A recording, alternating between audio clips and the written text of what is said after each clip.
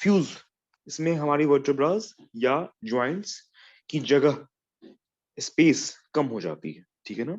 और क्योंकि ये मेनली ज्यादा अपने एक्सियल यानी अपने बीच वाली स्पाइन में होता है, ज्यादा अपना जो बीच का जो सेंट्रल एक्सिस है उसमें ज्यादा होता है, इसलिए इसको स्पॉन्डिलो जो है वो टर्म स्पाइन के लिए है, ठीक है ना, वर्टेब्रल जॉइंट्स के इन्वॉल्वमेंट के लिए है ये टर्म।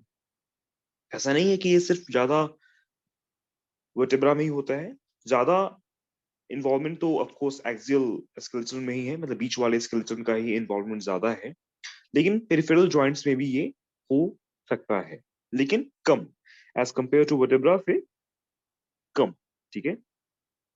तो इसके बारे में जो कुछ फीचर्स हैं वो पहले ये है कि ये जो बीमारी होती है वो क्रॉनिक होती है, लंबे समय तक, और धीरे धीरे इसका पता चलता है काफी समय के बाद, ठीक है ना। और दूसरी बात क्या है, ये क्योंकि स्पॉन्डिलाइटिस है, आइटिस जहां भी लगा होता है उसका मतलब क्या होता है, इन्फ्लामेशन, ठीक है ना, जॉइंट्स का, वर्टेब्रा का, वर्टेब्रल जॉइंट्स का इन्फ्लामेशन, तो ये प्रोग्रेसिव इन्फ्लामेशन है, ठीक है ना। और जैसे हमने पहले ही भी बात किया, ये मेनली आपके एक्सियल स्केलेटन यानी आपके वर्टेब्रल, आपके स्पाइन में ज्यादा होता है, ठीक है ना। इसमें एक आपको मार्कर याद रखना बहुत जरूरी है, वो जो मार्कर है उसका नाम है अपना, उस मार्कर का नाम है क्या, HLA-B27। ये जो मार्कर है वो इस बीमारी का इंपॉर्टेंट पार्ट है, ये टेस्ट इस बीमारी पे पॉजिटिव आती है, ठीक है ना, HLA-B27, ठीक है। इसमें होता क्या है, इस बीमारी में सबसे पहले जो आपको इन्वॉल्वमेंट आएगा, यहाँ पे देख रहे हो, यहाँ पे एक ज्वाइंट होती है, इस जगह पे जहां पे मैंने मार्क किया है, इस जगह पे एक ज्वाइंट होती है, इस जगह पे एक ज्वाइंट होती है। मेरे मार्क किए हुए एरिया में कोई बता सकता है इस ज्वाइंट का नाम क्या है, जो मैंने अभी गोला मार्क किया है, ये वाला ज्वाइंट, इस ज्वाइंट का नाम क्या होता है, गोला किया हुए, अगर आप लोग में से कोई बता पाए तो। जो मैंने मार्क किया है उस ज्वाइंट का नाम क्या है।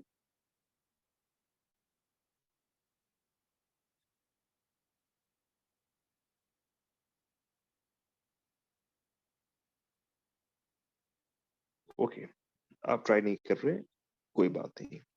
इस ज्वाइंट का नाम है सैक्रो, ये जो बीच वाली अपनी बोन है वो कौन सी बोन है, ये वाली, ठीक है ना, ये वाली जो बोन है यहाँ तक, ये है अपनी, यहाँ तक जो देख रहे हो ना, ये जो ऐसी जो बोन जा रही है, ये कौन सी बोन है अपनी, ये है अपनी सैक्रम। और ये जो ब्लेड, जो अपनी जो बड़ी जो बोन है, ये वाली बोन, ये कौन सी है, इलियम। तो ये कौन सी ज्वाइंट हुई, ये हुई आपको सैक्रो इलियक ज्वाइंट, ठीक है ना। ये ज्वाइंट कौन सी हुई अपनी, ये ज्वाइंट जो है, जो आप देख रहे हो, जो कि यहाँ पे बिल्कुल ही मिल गई है, फ्यूज हो गई है, जगह खत्म हो गया है, वो ज्वाइंट कैसे बनी है, इधर से सैक्रम, इधर से इलियक, तो उसका नाम क्या है, सैक्रो इलियक ज्वाइंट। तो इस बीमारी में हमारे सैक्रो इलियक ज्वाइंट की इन्वॉल्वमेंट बहुत ही ज्यादा होती है, जगह कम हो जाती है, वो फ्यूज हो जाता है, एंक्लोज हो जाता है, जगह खत्म हो जाती है ज्वाइंट की, ठीक है ना। और फिर ये बीमारी हमारे सैक्रो इलियक ज्वाइंट से धीरे धीरे ऊपर की तरफ बढ़ती जाती है, हमारे लंबर स्पाइन में बढ़ती जाती है, ठीक है ना। पहले यहाँ पे शुरुआत होगी, फिर धीरे धीरे हमारे लंबर स्पाइन में ये बीमारी बढ़ती जाएगी, ठीक है। और इसके अलावा, हमारे स्पाइन के अलावा ये बीमारी और कहाँ कहाँ हो सकती है, ये हमारे हिप में हो सकती है, ठीक है ना, ये हमारे नी में हो सकती है, ठीक है ना, ये हमारे चेस्ट में आपने देखा होगा ना, एक ज्वाइंट होता है हमारे स्टर्नम में ना, मैनबुरियो स्टर्नल ज्वाइंट, हमारे चेस्ट में होता है ना, हमारे स्टर्नम का पार्ट है, उस ज्वाइंट को भी इन्वॉल्व करता है, ठीक है ना। इस बीमारी का जो है एक प्रोग्रेशन होता है, इस बीमारी का जो है एक रास्ता है, ये बीमारी कैसे कैसे आगे बढ़ता है उसका एक प्रोग्रेशन का रास्ता है, ठीक है ना। कैसा रास्ता देखो, सबसे पहले इस ज्वाइंट में जैसे कि आपने देखा ना, इन्फ्लामेशन है। क्या है? आइटिस है, स्पॉन्डिलाइटिस, इन्फ्लामेशन है। तो सबसे पहले इस ज्वाइंट में क्या होगा, हर आपने पढ़ा ना, हर ज्वाइंट में साइनोवियम होती है। हर ज्वाइंट के ऊपर एक कैप, एक घेराव रहता है, किसका? साइनोवियम का। तो पहले उस साइनोवियम ज्वाइंट का इन्फ्लामेशन होगा, साइनोवाइटिस होगी। उसी के अंदर हमारा साइनोवियल फ्लूइड होता है। हर ज्वाइंट, कुछ ज्वाइंट्स ऐसे, मतलब मैक्सिमम ज्वाइंट जो है वो साइनोवियम जैसे एक चीज के अंदर बंद होते हैं। उस साइनोवियम जैसी चीज के अंदर साइनोवियल फ्लूइड होता है, जिसमें हमारा ज्वाइंट का मूवमेंट बना रहता है। ठीक है ना? फिर साइनोवाइटिस के बाद फिर नेक्स्ट स्टेज क्या आएगा? इन्फ्लामेशन की वजह से जो कार्टिलेज है वो क्या हो जाएंगे? टूट जाएंगे। जो कार्टिलेज है, जो हमारी बोन के एंडिंग, बोन के सिरे पे जो चिकनाई बनाने के लिए जो चीज होती है, वो उसे हम क्या बोलते हैं? कार्टिलेज। कार्टिलेज टूट जाता है। ठीक है ना? कार्टिलेज टूट जाएगा। कार्टिलेज टूटेगा तो क्या होगा? कार्टिलेज टूटा, हड्डी टूटा, मानो कार्टिलेज टूट गया, थोड़ी हड्डी भी टूट गई इन्फ्लामेशन की वजह से, तो क्या हुआ? उसका चूरा बना। चूरा बना, और जहां भी चूरा बनेगा वो क्या करेगा? वो पहले तो फाइब्रोसिस, पहले तो सिर्फ फाइब्रस टिश्यू बनेगा, बाद में वो फाइब्रस टिश्यू बोनी, बोनी फ्यूजन करवा देगा।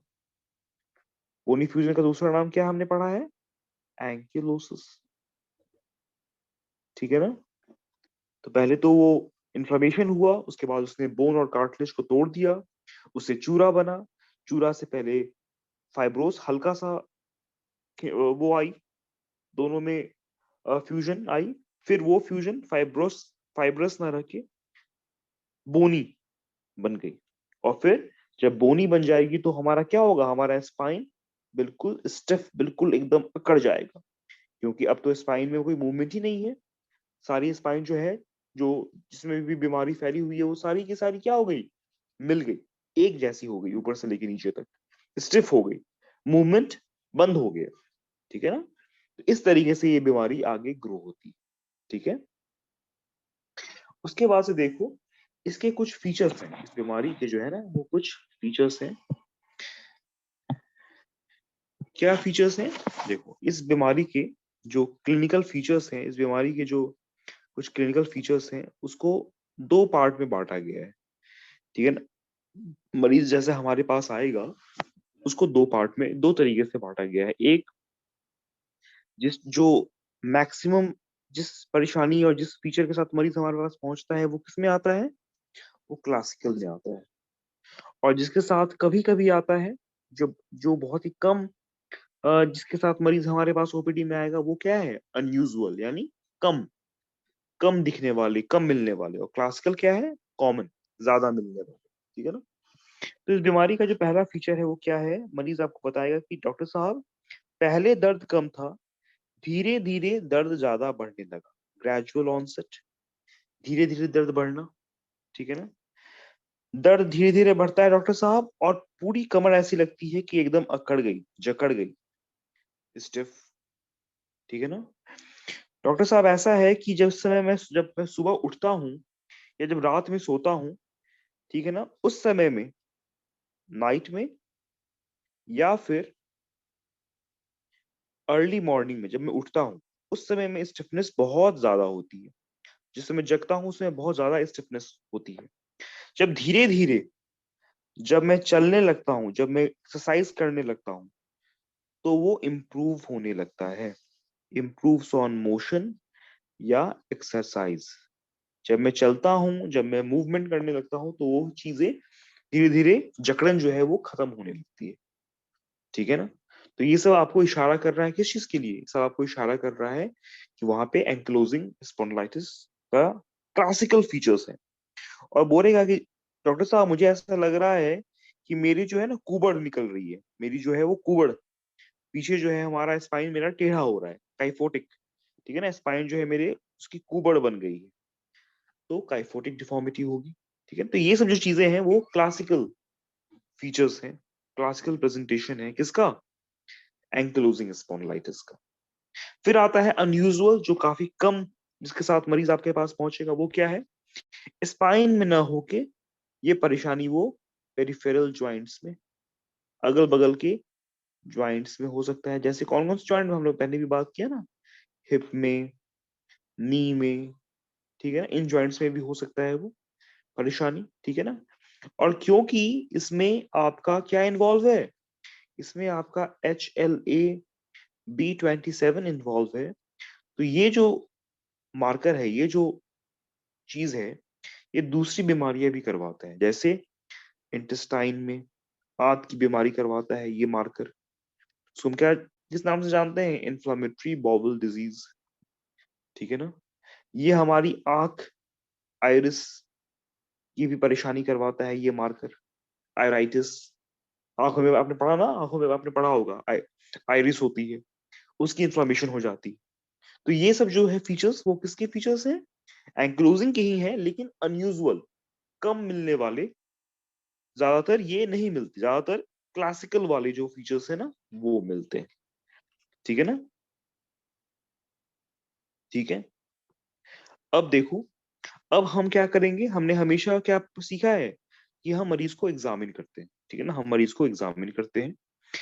तो देखो, अगर हम जब मरीज को एग्जामिन कर रहे हैं, एग्जामिनेशन कर रहे हैं मरीज का, ठीक है ना, तो सबसे पहले हमें क्या दिखाई देगा मरीज का? मरीज जो है वो बिल्कुल अपनी गर्दन सीधी करके, स्ट्रेट और एकदम अकड़ी हुई गर्दन या कमर के साथ मरीज हमारे पास आएगा, स्ट्रेट स्टिफ नेक या बैक, ठीक है ना।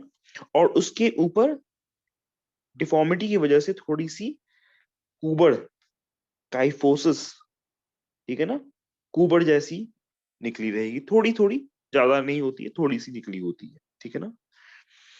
तो ये तो आपने उसको एग्जामिन किया। जो साइंस देखेंगे आप, वो क्या देखेंगे? आप देखेंगे कि जो उसकी जो कमर सीधी हुई है, जो उसका लंबर एरिया, उसका जो डॉर्सल थोरैसिक एरिया है, वहां पे आपको दिखाई देगा कुबड़, काइफोसिस। लेकिन जो उसकी जो लंबर एरिया है वो सीधी हो जाएगी, एकदम straight, stiff, stiff and straight. कौन सी एरिया? Lumbar area. तो लंबर एरिया में आपने पढ़ा ना, हमारी डॉर्सल थोरैसिक में तो हमारा होता है काइफोसिस, और लंबर जो होता है वो अंदर की तरफ जाता है। अगर ये हमारा मिड लाइन है, तो थोरैसिक लेवल पे तो थोड़ा वो जाता है बाहर, और लंबर में वो जाता है अंदर, ठीक है ना। तो क्योंकि हमारी स्पाइन स्टिफ हो जाती है लंबर एरिया में, तो ये जो लॉर्डोसिस है वो खत्म हो जाएगी, ठीक है ना। लंबर लॉर्डोसिस जो है वो हमारी खत्म हो जाती है, वो लंबर जो है, क्योंकि हमारी स्पाइन स्ट्रेट हो गई, तो हमारी लंबर लॉर्डोसिस जो है वो खत्म हो जाती है, स्पाइन हमारी सीधी हो जाती है, ठीक है ना। और क्योंकि इस बीमारी में हमारा सैक्रो इलियक ज्वाइंट की इन्वॉल्वमेंट सबसे ज्यादा होती है, ये इसका एक इंपॉर्टेंट फीचर है इस बीमारी का, कि बीमारी में अगर सैक्रो इलियक ज्वाइंट इन्वॉल्व है, तो एंक्लोजिंग स्पॉन्डिलाइटिस होने के चांसेस काफी ज्यादा होते हैं, ठीक है ना। तो इस जॉइंट के इस जॉइंट की इन्वॉल्वमेंट के लिए कुछ टेस्ट बनाए गए, ठीक है ना।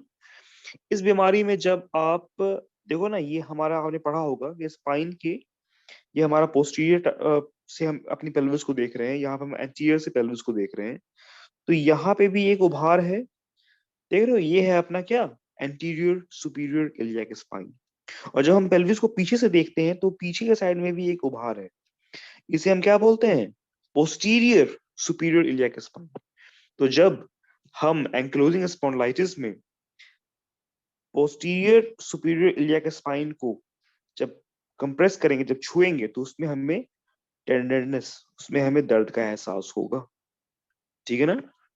सैक्रोइलियक ज्वाइंट को टेस्ट करने के लिए, क्योंकि उसकी इन्वॉल्वमेंट ज्यादा है एंक्लोजिंग स्पॉन्डिलाइटिस में, तो उसके लिए हम क्या करते हैं, देखो, उसके लिए हम एक टेस्ट करते हैं जिसका नाम है कंप्रेशन टेस्ट। उसका नाम है कंप्रेशन टेस्ट। इसमें क्या करते हैं, मरीज को लिटाया, साइड से लिटाया, और उसके एक तरफ के एंटीरियर सुपीरियर इलियक स्पाइन से दबाया, नीचे से यहाँ पे बेड बेड है, ऊपर से दबाया, तो एक तरीके से दोनों तरफ से कंप्रेशन जा रहा है, ठीक है ना। तो अगर मरीज को ज्यादा पेन होता है, इसका मतलब है कि शायद वहां पे सैक्रोइलियक जॉइंट इन्वॉल्व है। तो कंप्रेशन टेस्ट एक टेस्ट है जानने के लिए कि सैक्रोइलियक जॉइंट इन्वॉल्व है या नहीं, ठीक है ना। तो दूसरा टेस्ट है, जो सेकंड टेस्ट है अपने सैक्रोइलियक जॉइंट के इन्वॉल्वमेंट को जानने के लिए, वो है अपना, ये देखो, गैंसलन्स टेस्ट। गैंसलन्स टेस्ट, ठीक है ना। अच्छा एक मिनट देख लूं आप लोग कोई हो भी या, अच्छा हो। क्लास समझ में आ रही है? कुछ समझ में आ रहा है आप लोगों को?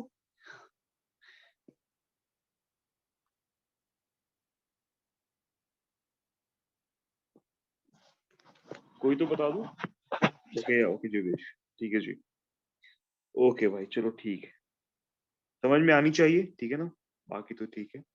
चलो, तो सैक्रोइलियक जॉइंट का जो सेकंड टेस्ट है, पहला टेस्ट तो था कंप्रेशन टेस्ट, जो सेकंड टेस्ट है वो है अपना गैंसलन्स टेस्ट। देखो इसमें क्या करते हैं, हमारा सैक्रोइलियक जॉइंट पीछे है ना, हमारा पीछे है, यहाँ पे है, इस तरफ हमारे सैक्रोइलियक जॉइंट है, मतलब यहाँ पे ना, इस एरिया में।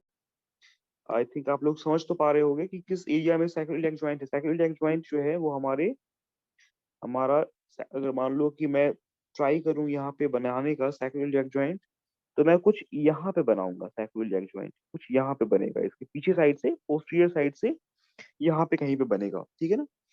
फॉर एग्जाम्पल मान लो कि ये मरीज का राइट पाँव है, ये मरीज का लेफ्ट पाँव है, ठीक है ना।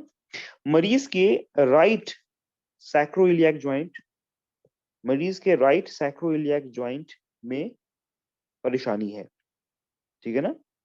मरीज के राइट सैक्रोइलियक जॉइंट में परेशानी है, तो इस कैंसल टेस्ट को करने के लिए हम क्या करते हैं कि जिस तरफ परेशानी है उस तरफ का पाँव टेबल के किनारे से नीचे हैंग होता रहेगा, ठीक है ना।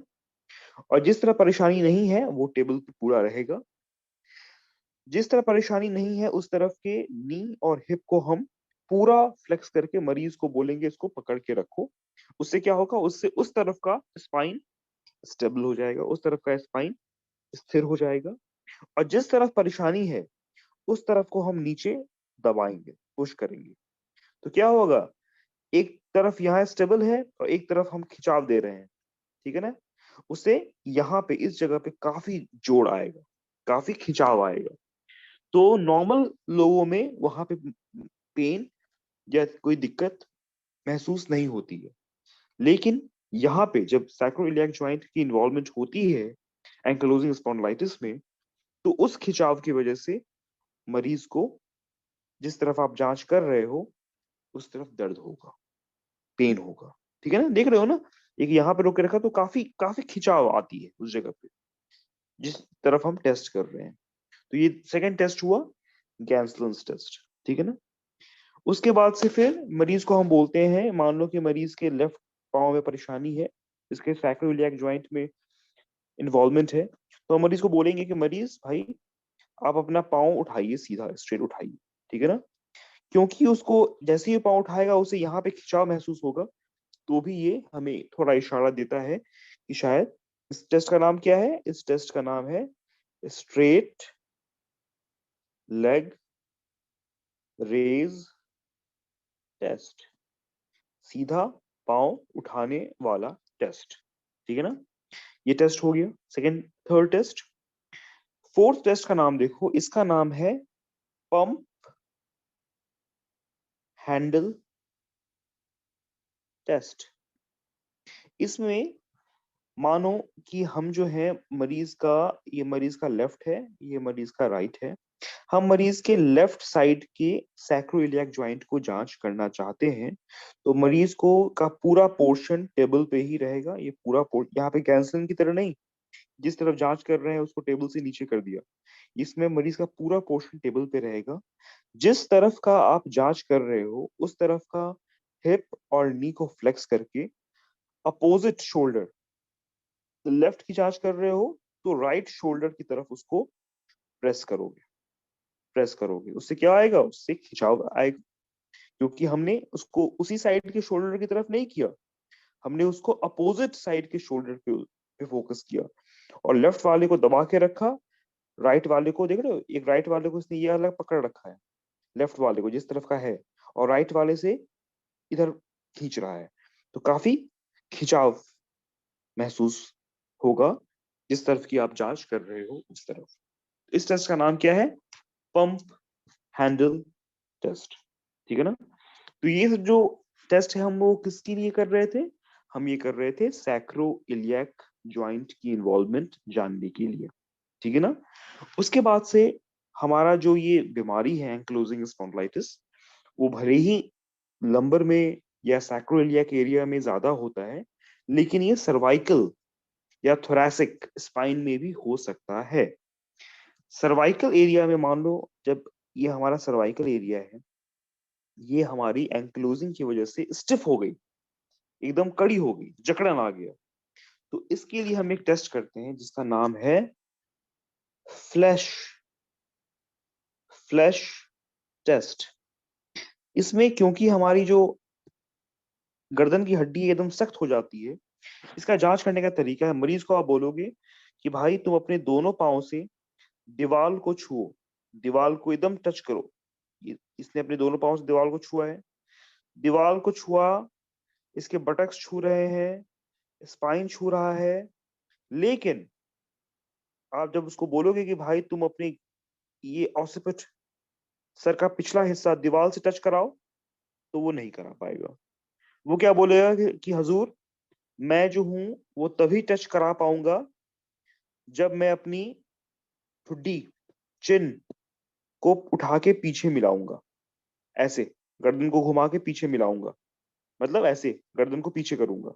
आपको बोलना है नहीं, आपको अपना सर पीछे नहीं करना, ऐसे स्ट्रेट में ही आपको छूना है दीवार को, वो नहीं छू पाएगा, ठीक है ना, क्योंकि उसकी गर्दन स्टिफ हो गई है, ठीक है ना। तो ये भी एक रीजन, ये भी एक जांच होती है किसके लिए, सर्वाइकल स्पाइन के एंकिलोसिस को पहचानने के लिए, ठीक है। उसके बाद से थोरैसिक थोरैसिक स्पाइन की अगर एंक्लोजिंग स्पॉन्डिलाइटिस हो रही हो, तो उसमें क्या होगा, उसमें ये होता है, उस सिचुएशन में क्या होता है कि उस सिचुएशन में क्या हो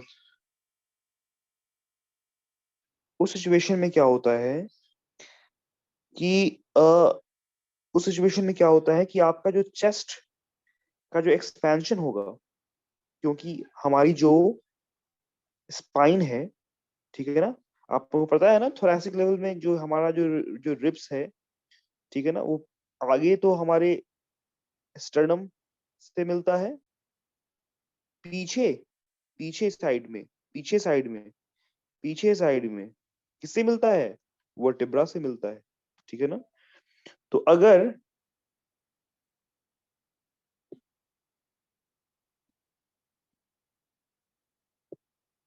आप लोग मेरी स्क्रीन देख पा रहे हैं ना, आई थिंक देख पा रहे हैं। तो अगर जो है,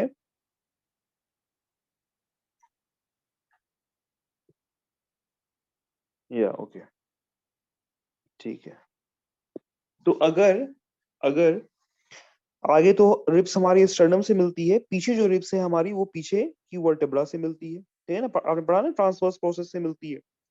तो अगर हमारा थोरैसिक स्पाइन की एंक्लोसिस है, उसका अगर फ्यूजन है, तो क्या होगा, हमारा रिब्स का फैलना कम हो जाएगा, हमारे रिब्स का फैलना कम हो जाएगा, हमारा जो चेस्ट वॉल का जो एक्सपेंशन है वो कम हो जाएगा। तो अगर हमारे एक्सपायरेशन, जिसमें हम हवा शरीर से निकालते हैं, तो हमारा थोरैसिक एरिया कम हो जाता है, और इंस्पायरेशन जब हम सांस से हवा से अपनी छाती फुलाते हैं, तो हमारा चेस्ट वॉल्यूम ज्यादा हो जाता है। अगर इन दोनों का डिफरेंस 5 से ज्यादा है, तब तो ठीक है, तब तो बंदा नॉर्मल है। लेकिन अगर चेस्ट का एक्सपेंशन 5 सेंटीमीटर से कम है, तो आपको एंक्लोजिंग स्पॉन्डिलाइटिस एक रीजन उसका हो सकता है, ठीक है ना, एक रीजन उसका हो सकता है। ठीक है ना। फिर जैसे कि हम लोगों ने पहले भी बात किया है कि क्योंकि एंक्लोजिंग स्पॉन्डिलाइटिस में HLA-B27 इन्वॉल्व है, तो हड्डियों के अलावा इसका एक्स्ट्रा आर्टिकुलर यानी कि हड्डी या जॉइंट्स के अलावा भी इसके कुछ इन्वॉल्वमेंट मैनिफेस्टेशंस हो सकते हैं। ठीक है ना। पहला जो हमने पहले भी बात कर रखा है वो कौन सा है? आंखों, आंख, ऑकुलर, ऑकुलर में कौन सा? आइराइटिस, आइरिस की इंफ्लेमेशन, आइरिस का डिसकलरेशन, ठीक है ना, आइरिस का कलर चेंज होने लगता है। ये सब इसी HLA-B27 के इन्वॉल्वमेंट की वजह से होता है। ठीक है ना। दूसरा चीज कौन सा है? कार्डियो वैस्कुलर, इसमें कार्डियोवैस्कुलर भी इन्वॉल्वमेंट हो सकता है। उसके वजह से क्या होती है? उसके वजह से होती है अपनी कार्डियोमेगाली, हार्ट का बड़ा बड़ा होना। ठीक है ना। उसके बाद से हमारी आर्टा के वाल्व का काम न करना। ये सब मतलब थोड़ा सा जानने के हिसाब से, इसमें कुछ ज्यादा अभी आप लोगों को नहीं जानना, बस इतना पता होना चाहिए कि एंक्लोजिंग स्पॉन्डिलाइटिस की बोन्स या जॉइंट्स के अलावा क्या क्या इन्वॉल्वमेंट हो सकती है, क्या क्या उसके मैनिफेस्टेशन हो सकते हैं। तो आंखों में इसकी मैनिफेस्टेशन है, कार्डियोवास्कुलर में इसका मैनिफेस्टेशन है। और क्योंकि हमारी अगर जब बोन्स वर्टेब्रा फ्यूज हो जाती हैं, तो देखो, एक तो आप मानते हो ना ये चीज कि एक लचीला स्पाइन और एक स्टिफ तगड़ा स्पाइन, एक जो लचीला स्पाइन होगा वो झटकों को, ठीक है ना, जर्क्स को इजिली बर्दाश्त कर सकता है। क्यों? क्योंकि वो लचीला है, वो किसी भी स्ट्रेस को, शॉक को एब्जॉर्ब कर ले, एक शॉक एब्जॉर्बर की तरह। लेकिन एक स्टिफ, एक तगड़ा स्पाइन, क्या होगा अगर ज्यादा इस पे शॉक लगेगा तो वो टूट सकता है, टूट सकता है। ठीक है ना।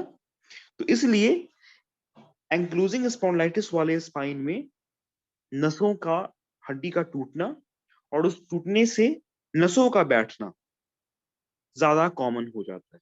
तो न्यूरोलॉजिकल कॉम्प्रोमाइज हो सकता है। ठीक है ना। चौथा, चौथा क्या है? पल्मोनरी। हमने पहले यही बात किया ना, क्या बात किया था हमने अभी? चेस्ट वॉल एक्सपेंशन नहीं होता, चेस्ट का खुलना थोड़ा कम हो जाता है, तो मरीज का जो पल्मोनरी फंक्शन है वो कम हो जाएगा। ठीक है ना। तो ये सब जो है वो क्या है? कुछ एक्स्ट्रा आर्टिकुलर मैनिफेस्टेशंस हैं, किस चीज के? एंक्लोजिंग स्पॉन्डिलाइटिस की। ठीक है ना। अब आती है बात, बीमारी को हम अगर ट्रीट करना चाहते हैं तो मरीज का हम क्या करवाएंगे? सबसे पहले उसका एक्सरे करवाएंगे। ठीक है ना। मरीज का हम एक्सरे करवाएंगे। ठीक है ना। मरीज का हम एक्सरे करवाएं, क्योंकि हमने देखा है कि ये जो अपना इन्वॉल्वमेंट है वो ज्यादा कहाँ कहाँ होता है? थोरैसिक स्पाइन में, लंबर स्पाइन में, तो हम डॉर्सो लंबर स्पाइन का एक्सरे करवाते हैं। सैक्रोइलियक जॉइंट का इन्वॉल्वमेंट बहुत ज्यादा होता है, तो इसलिए हम पेल्विस का एक्सरे करवाएंगे। तो जो हमने पहली स्लाइड में देखा था ना, आपने देखा था ना, फर्स्ट स्लाइड, फर्स्ट स्लाइड में क्या देखा था आपने? जो फर्स्ट स्लाइड है वो अपनी कौन सी है? ये तो पेल्विस की एक्सरे है ना, पेल्विस की एक्सरे, तभी तो पेल्विस के एक्सरे में हम सैक्रोइलियक जॉइंट देख पाते हैं। ठीक है ना। तो इसलिए हम पेल्विस का एक्सरे करवाते हैं। ठीक है। और हम स्पाइन का भी एक्सरे करवाएंगे। ठीक है ना। तो हम पेल्विस के एक्सरे में क्या देखेंगे? सैक्रोइलियक जॉइंट में जो है वो बिल्कुल ही जगह नहीं है, वो काफी फ्यूज हो गई है, बिल्कुल ही नजदीक आ चुकी है ज्वाइंट, ज्वाइंट स्पेस खत्म हो चुका है। ठीक है। अब देखो, ये फोटो थोड़ा देखना समझना जरूरी है। देखो यहाँ पे क्या हो रहा है, जो मैंने बीच का जो मैंने ये लिया है ना एक्सरे, ये नॉर्मल एक्सरे है, इसमें कोई खराबी नहीं। ठीक है ना।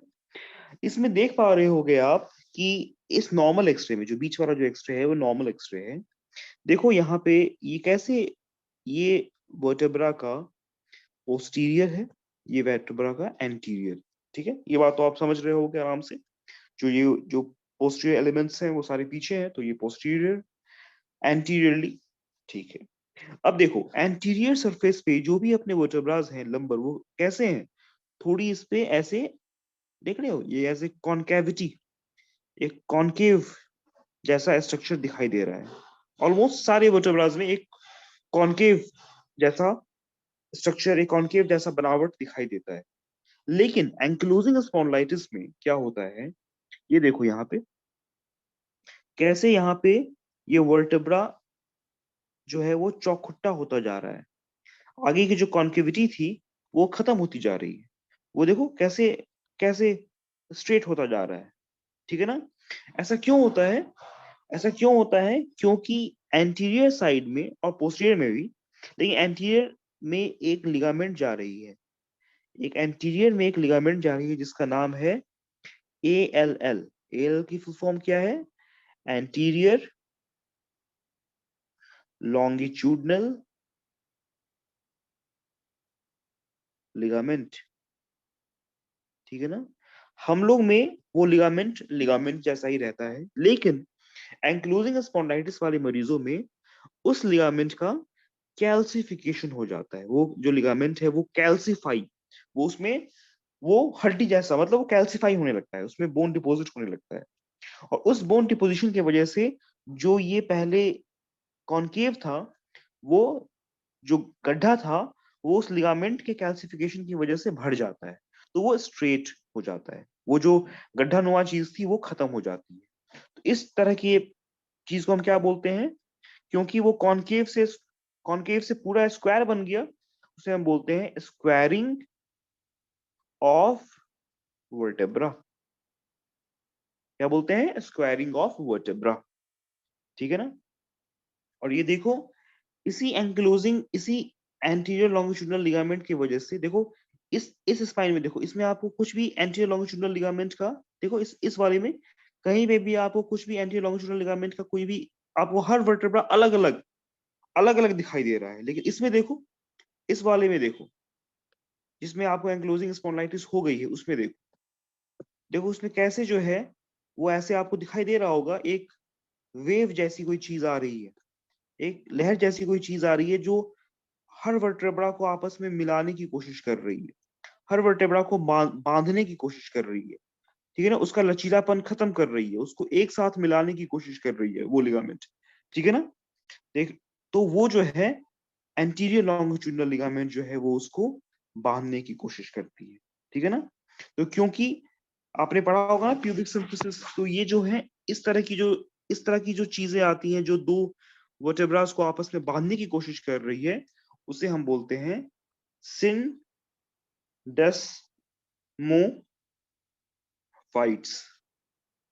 सिंडेस्मोफाइट्स, सिंडेस्मो मतलब क्या होता है? मिलाने वाले लिगामेंट्स, और फाइट्स क्योंकि ये थोड़े एबनॉर्मल स्ट्रक्चर्स हैं इसलिए इसको हम लोग कहते हैं सिंडेस्मोफाइट्स। ये मिला रहे हैं ना, मिला रहे हैं, देख रहे हो, मिला रहे हैं, कैसे इसको मिला रहे हैं, ठीक है ना।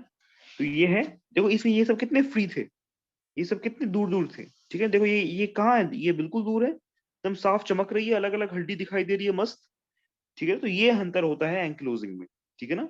और जब आप, ये तो सब आप लोग लैटरल व्यूज देख रहे हो, जब आप इसी को, जब आप सामने से देखोगे तो देखो ये कैसे जो है वो उस सिंडेस्मोफाइट्स की वजह से कैसे जो है वो हमारी हड्डी एक के ऊपर एक ऐसे बनती जा रही है, कैसे? बांस की तरह, देख रहे हो, बांस की तरह। इस बांस में अगर आप लोगों ने कभी गांव या कभी देखे होगे तो ऐसा ही होता है बैम्बू। इसलिए एंक्लोजिंग स्पॉन्डिलाइटिस के लिए एक खास टर्म इस्तेमाल किया जाता है, उसमें हमारी स्पाइन कैसे हो जाती है?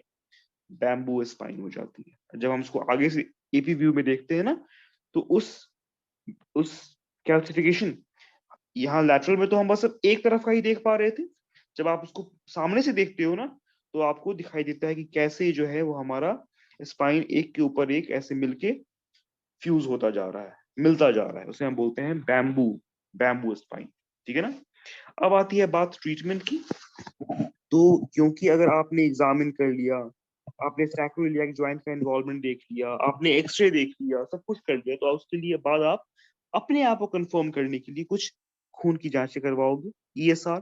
क्योंकि स्पॉन्डिलाइटिस है, इन्फ्लामेशन है, तो ईएसआर जो कि इन्फ्लामेटरी मार्कर है वो बढ़ा हुआ आएगा।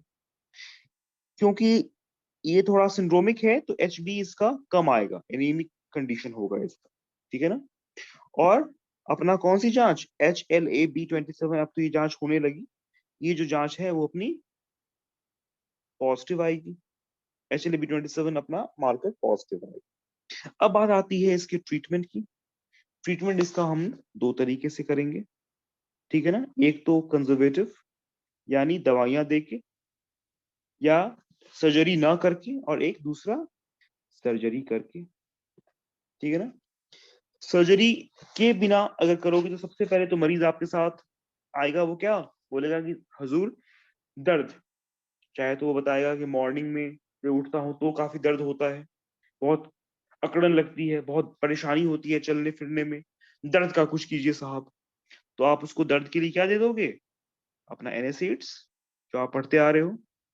और क्योंकि इसमें जकड़न है, अकड़न है, तो उसको रिलीज करने के लिए, उसको खोलने के लिए हम उसे क्या बोलेंगे, एक्सरसाइज करो भाई, जाओ फिजियोथेरापिस्ट के पास, फिजियोथेरापी करो, ठीक है ना। ये सब चीजें करो, योगा करो, उससे तुम्हारा स्ट्रेच होगा, तुम्हारा सब जो भी जकड़न है वो दूर जाएगी तुम्हारी।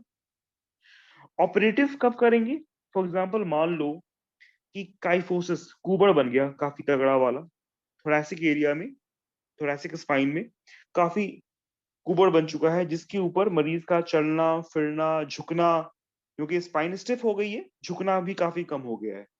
तो आप चाहते हो कि इस डिफॉर्मिटी को आप तोड़ो, तो उसके लिए हम क्या कहते हैं, जब भी हम हड्डी को काटते या तोड़ते हैं, उसके लिए हम कौन सा वर्ड इस्तेमाल करते हैं, हड्डी यानी ऑस्टियो, तोड़ना या काटना तो टॉमी, ऑस्टियोटॉमी करेंगे हम इसको। ऑस्टियोटॉमी किया, जो बढ़ा हुआ हड्डी थी या जो खराब हड्डी थी उसको निकाल के स्पाइन को दोबारा से स्ट्रेट करके बैठा दिया। तो ऑस्टियोटॉमी करके हमने डिफॉर्मिटी करेक्शन करते हैं, जो डिफॉर्मिटी थी, जो कुबड़ापन था, उसकी हमने करेक्शन करनी होती है, ठीक है। तो ये है अपना नटशेल में एंक्लोजिंग स्पॉन्डिलाइटिस ऑफ स्पाइन, ठीक है ना। इसमें आपको दो तीन चीजें याद रखनी जरूरी है। HLA-B27 मेनली ये होता है अपने सेंट्रल एक्सियल स्केलेटन, यानी अपने वर्टेब्रल एरियाज में, पेरिफेरी में भी हो सकता है। सर्जिकल में एक और भी बात आपको याद रखना है, फॉर एग्जांपल मान लो कि पेरिफेरल, मान लो कि आपके हिप में एंक्लोजिंग हो गया, नी में एंक्लोजिंग हो गया, तो कौन सा ऑपरेशन करोगे, सिंपल सी बात है, रिप्लेसमेंट, ठीक है ना। हम उसको रिप्लेस कर देंगे, हम उसको पूरा बदल देंगे, ठीक है ना। तो ये सब जो है वो हम सर्जरीज करते हैं, ठीक है ना। और इसमें अपना अलग अलग एरियाज में आपने देखा ना कि सैक्रोइलियाक में हम कैसे कंप्रेशन टेस्ट कर रहे थे, गैंसलर्स कर रहे थे, पंप हैंडल कर रहे थे, स्ट्रेट लेग रेज कर रहे थे, ठीक है ना। तो हमारे थोरैसिक में इन्वॉल्वमेंट होगा तो क्या होगा, चेस्ट वॉल एक्सपेंशन कम हो जाएगा, ठीक है ना। सर्वाइकल में होगा तो क्या होगा, जो अपनी सर की पीछे वाली जो एरिया होती है ऑसिपिट, वो दीवार से वो टच नहीं कर पाएगा स्टिफनेस की वजह से। तो ये जो है एंक्लोजिंग इज इंपॉर्टेंट, ये आपको पता होना चाहिए, ठीक है। कोई कंफ्यूजन हो तो पूछ लीजिए, या कुछ समझ में नहीं आया, या फिर कुछ ज्यादा फास्ट। अपना पर्सनल, क्या पर्सनल भाई जीवेश, क्या पर्सनल चाहिए आपको।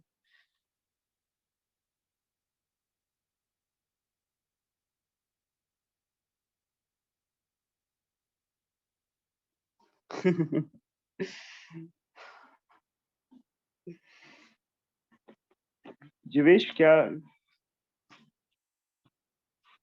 मैं समझ नहीं पाया यार।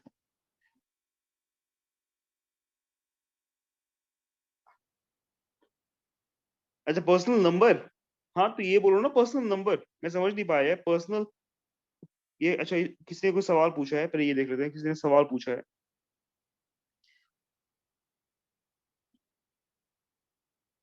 HLA-B27 जो है ना, वो मार्कर्स हैं बहुत सारी बीमारियों में, सोरियाटिक आर्थराइटिस होती है, रिएक्टिव आर्थराइटिस होती है, ठीक है ना। जब आप पैथोलॉजी पढ़ोगे ना, पैथोलॉजी जब आप पढ़ोगे तो उसमें ये मार्कर आपको बताया जाएगा, HLA-B27।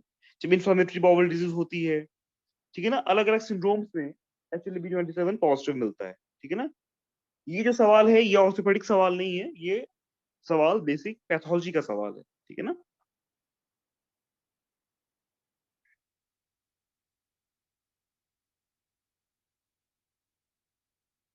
और तो ये, हाँ बिल्कुल, अरे मैं तभी तो मैंने आपको फोटो दिखाया ना बैम्बू वाला, ये मैंने खुद से थोड़ी बनाया है। भाई ये जो फोटो है ये तो स्पाइन का ही तो फोटो है, ये मैंने खुद से नहीं बनाया। इसके साथ मरीज आपके साथ ओपीडी में आएगा ऐसी फोटो के साथ, जो मैं फोटो आपको दिखा रहा हूँ, ये वाली फोटो, ठीक है ना, जो ये जो आप एक्सरे देख रहे हो ना यहाँ पे, जिसमें मैंने अभी ये टिक मार्क लगाया, ठीक ऐसे एक्सरे के साथ मरीज आता है। अभी हम लोग क्या 2 दिन पहले की बात है, एक पुलिसमैन आया था हमारी ओपीडी में, सेम ऐसा था उसका स्पाइन, ठीक है ना। तो इट्स, ऐसा नहीं है कि ये आपको नहीं मिलेगा, ऐसा ही मिलेगा, ये टिपिकल फीचर है।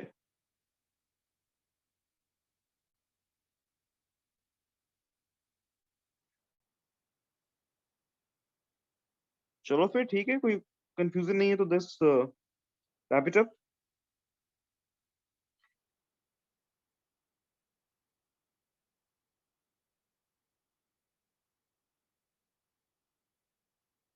कंजर्वेटिव, हाँ जिवेश, मैं जो हूँ, जिस नंबर से मैं आप लोगों को भेजता हूँ ना, जिस नंबर से मैं आप लोगों को अपडेट करता हूँ ग्रुप पे, वही मेरा पर्सनल नंबर है, वही मेरा व्हाट्सएप नंबर है।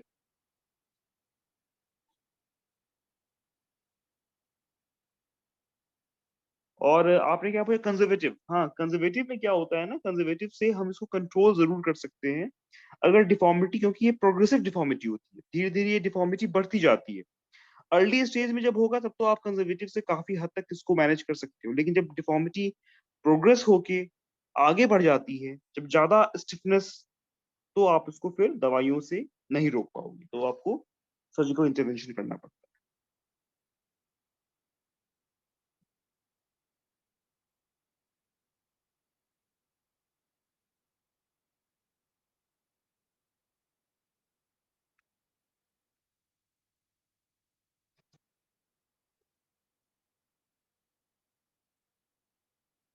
चलो ओके देन, ओके देन, ठीक, चलो, थैंक यू एवरीवन।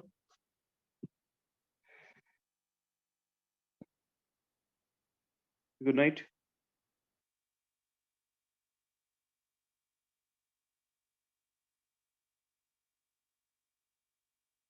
ओके।